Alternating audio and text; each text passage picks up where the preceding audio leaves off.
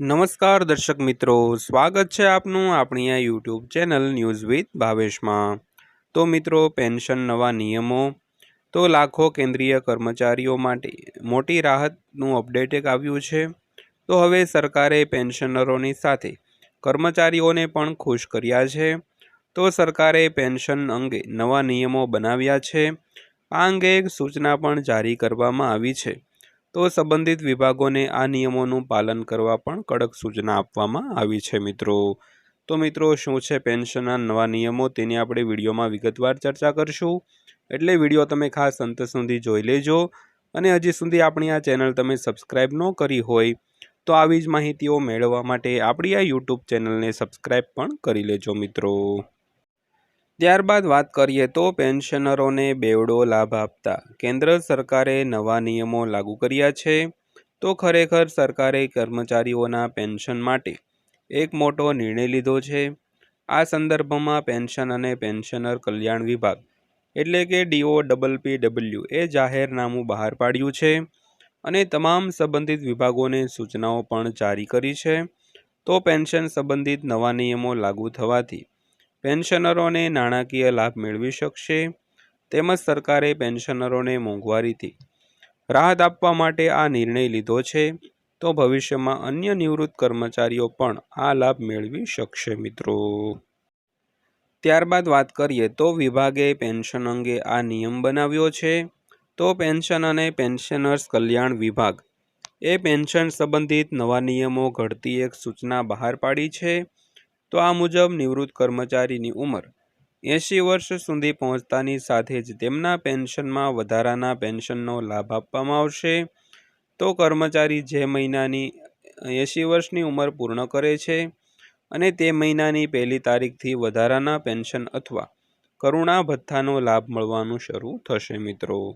તો મિત્રો, જે પણ કર્મચારી હોય તે 80 વર્ષની ઉંમર વટાવે છે ત્યારબાદ તેને વધારાનું પેન્શન આપવામાં આવે છે મિત્રો। ત્યારબાદ વાત કરીએ તો ઉંમર વધવાના હિસાબે વધારાનું પેન્શન મળશે। તો કરુણા પેન્શન ભથ્થા અંગે એક નિયમ નક્કી કરવામાં આવ્યો છે। તે વય પ્રમાણે વર્તમાન પેન્શનની ટકાવારી મુજબ વધશે।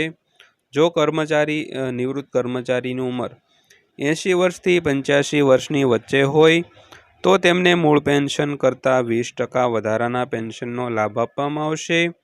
જ્યાં સુધી તમે 100 વર્ષની ઉંમરે ન પહોંચો ત્યાં સુધી આમાં દર 5 વર્ષે 10%નો વધારો થશે।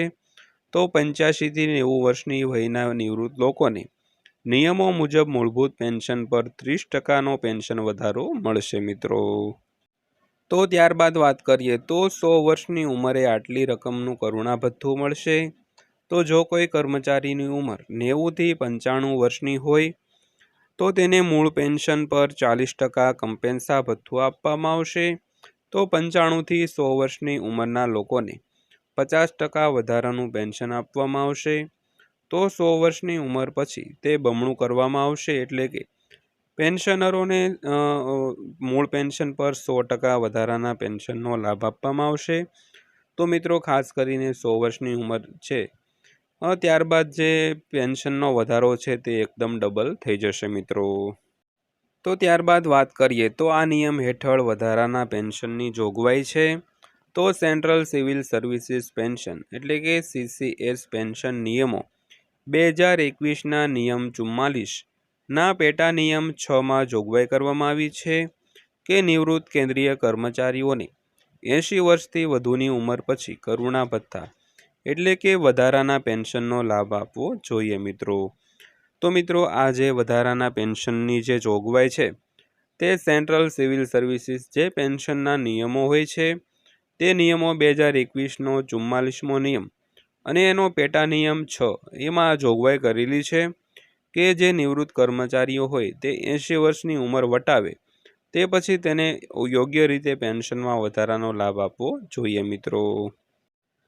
ત્યારબાદ વાત કરીએ તો તમામ વિભાગોને સૂચનાઓ પણ જારી કરવામાં આવી છે। તો નવા પેન્શન નિયમનો યોગ્ય રીતે અમલ કરવા અને નિયમોનું પાલન સુનિશ્ચિત કરવા માટે પેન્શન અને પેન્શનર કલ્યાણ વિભાગે સંબંધિત વિભાગોને સૂચનાઓ આપી છે।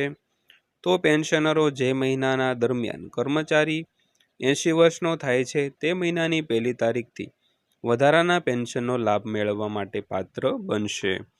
તો મિત્રો આ જે નવા નિયમો છે તે પેન્શન અને પેન્શનર્સ કલ્યાણ વિભાગે તમામ જે સંબંધિત વિભાગો હોય જેનાથી પેન્શનર હોય તે પેન્શન મેળવતો હોય તેને પોતાની જે વાત છે તે જારી કરી દીધેલી છે।